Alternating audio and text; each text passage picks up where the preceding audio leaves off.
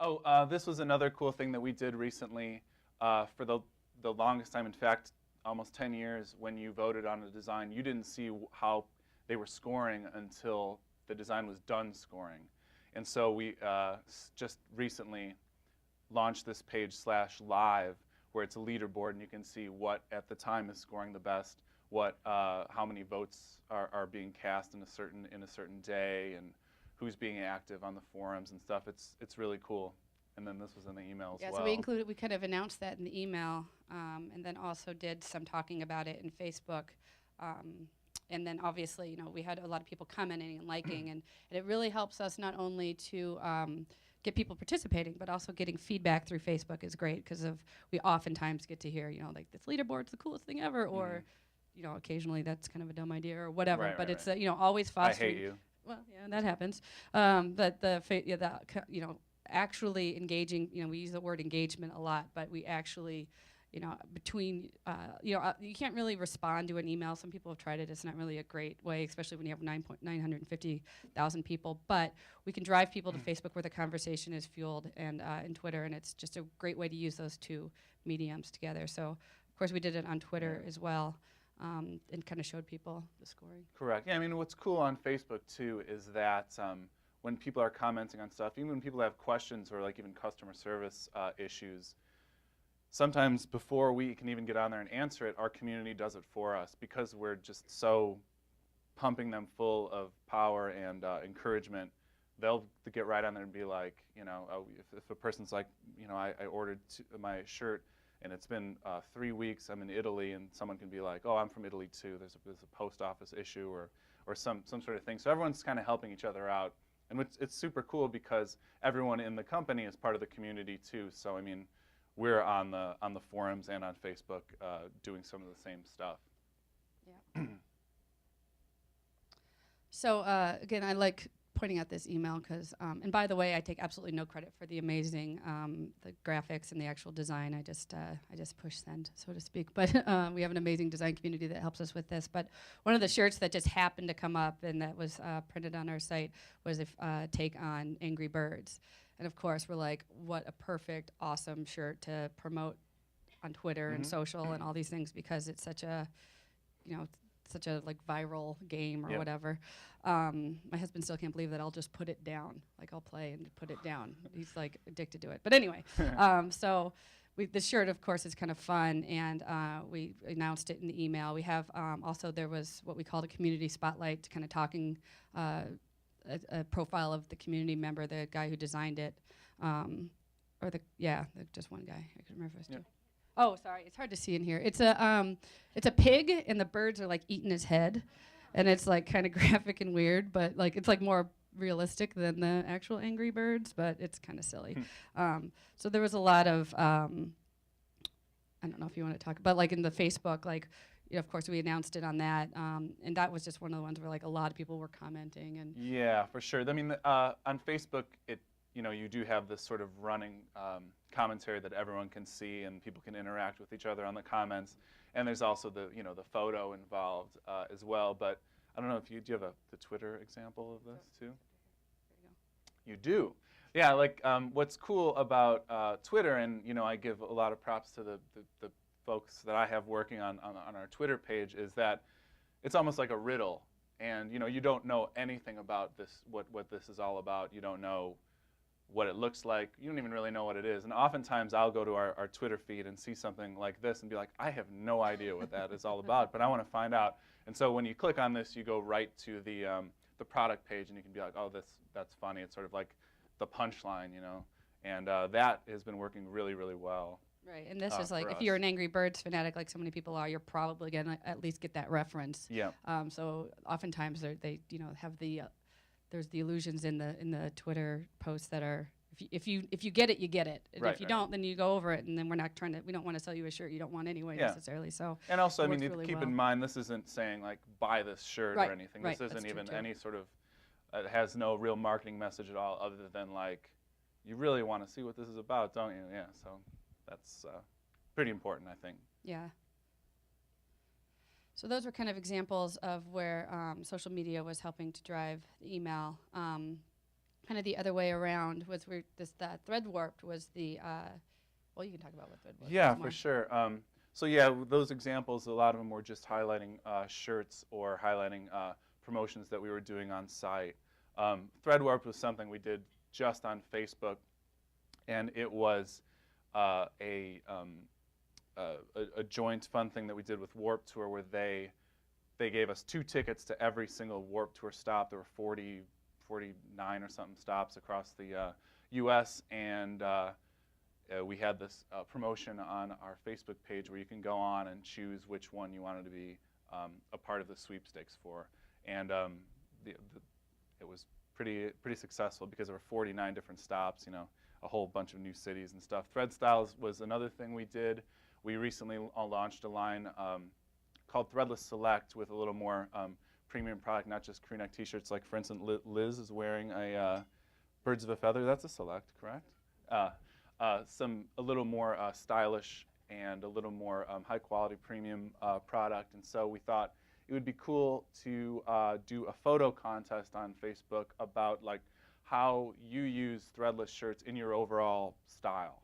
And so we had, you know, it's not as big as retweeting, or it's not as easy as retweeting something on Twitter, but we did get, I think, close to maybe 100 or so pictures of people just being like, well, this is how I sort of wear threadless in my everyday wear, whether it's, you know, fancy or not. Right, and we'd always announce all these programs initially in email, and there's kind of this theme where, I mean, when things launch, we often launch any sort of initiative, be it new products and all these things, to coincide with our newsletter, if not the other way around.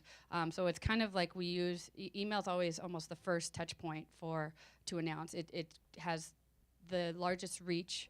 I mean, there's obviously more Twitter people or Twitter followers and all that, and we're about we get a lot of attention on Facebook, but really the first point of action is to get our email out, and that's where we announce things, and then you know, we send people to the Facebook page, and then all the activity takes place on either our site or on the Facebook page, but it's kind of, that's where the social media helps to complement what we do in email.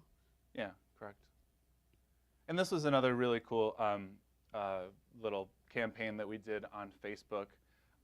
Whereas, you know, the other two, the Thread Warped and the Thread Style, were, you know, specifically campaign sweepstakes contests.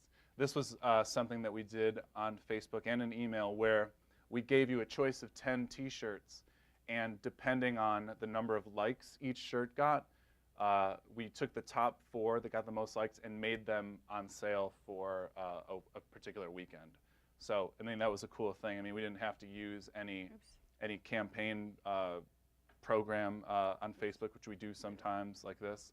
But it was just a fun thing for our community to do, and then they got rewarded, because if the 4 shirts that were liked the most were on sale for $10 over the weekend, and that was fun. The shirts got a lot of likes and shares, and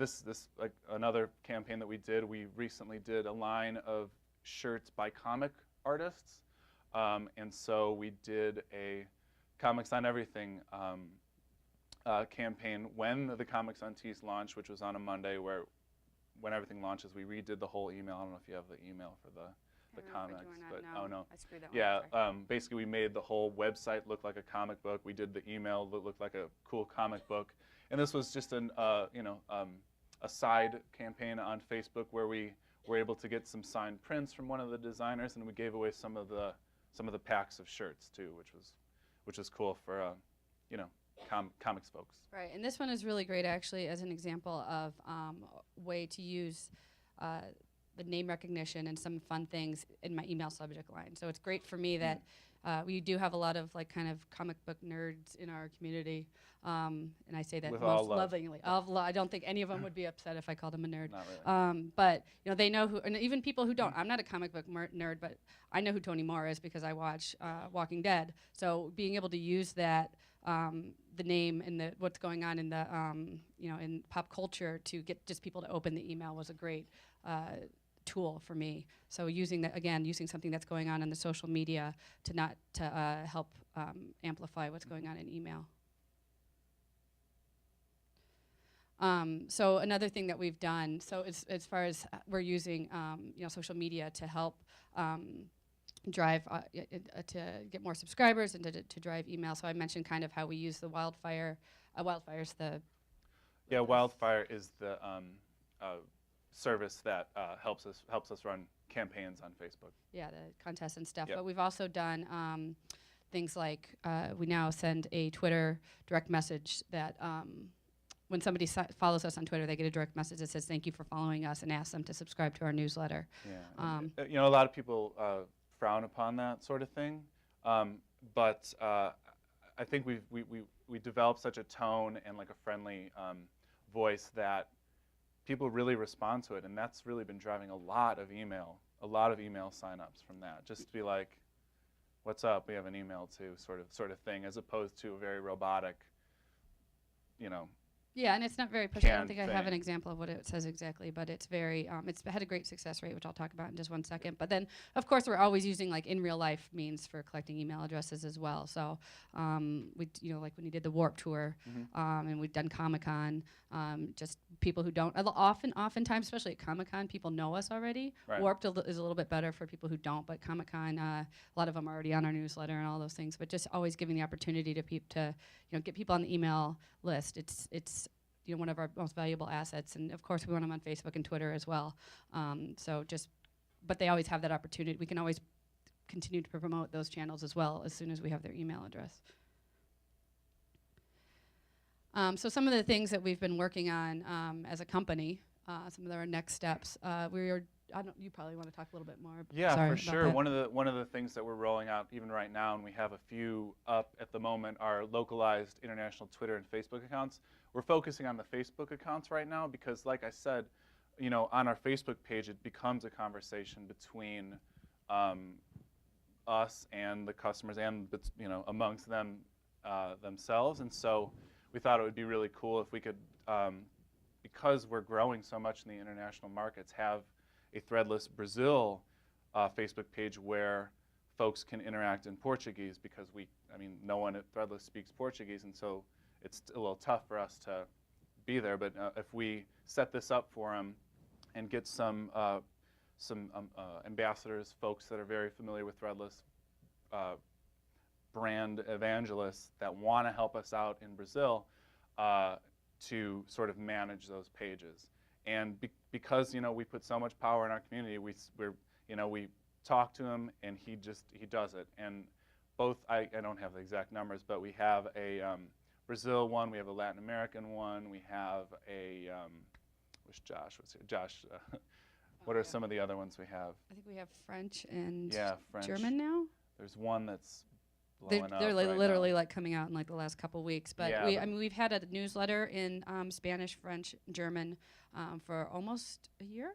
Yeah. We have it? And then for almost exactly a year. Yeah. And then we added French and Italian. yeah. No, I'm sorry, Portuguese and Italian. Portuguese and Italian. So now we're starting to do that with our obviously Facebook and Twitter. And our newsletters are a little bit easier. They're static. They're not as much of a communication. We can get it translated and get it sent. And we keep them very like kind of graphic based, so we don't have to do a ton of translating all the time. But obviously, it's a whole nother kind of thing to have an interactive community thing happening with languages that we don't speak. So I guess we have one guy who speaks Spanish, but That is correct.